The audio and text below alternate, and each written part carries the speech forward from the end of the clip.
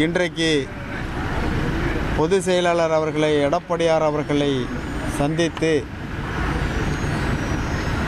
முறையாக அவரும் நாம் தான் வெற்றி பெறப் போகிறோம், நாம் தான் ஆட்சி அமைக்கப் போகிறோம், அதற்கு பிறகு நாம் பார்த்துக்கொள்ளலாம், எந்த விதத்திலும் புரட்சி பாரதத்தை நாங்கள் கைவிட மாட்டோம் என்று ஆறுதல் சொல்லி சமாதானப்படுத்தி எங்களை அனுப்பியிருக்கிறார்கள்.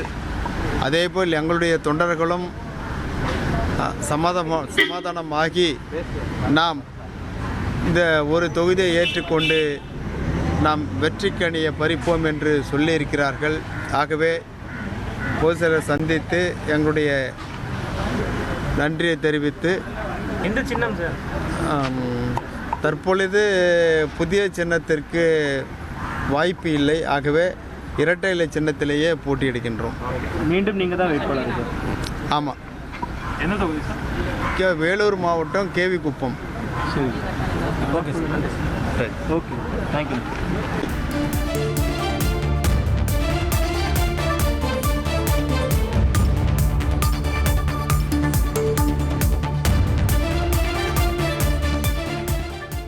என்டிஏ கூட்டணியில் கேவி குப்பம் தொகுதியில் பூவை ஜெகன்மூர்த்தி இரட்டை இலை சின்னத்தில் போட்டியிடுவதாக அறிவித்திருக்கிறார்.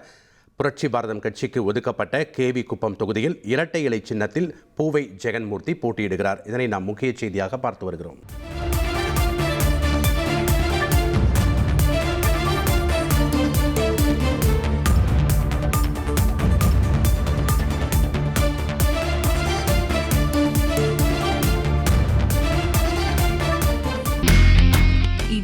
செல்லும் இடமெல்லாம் செய்தி.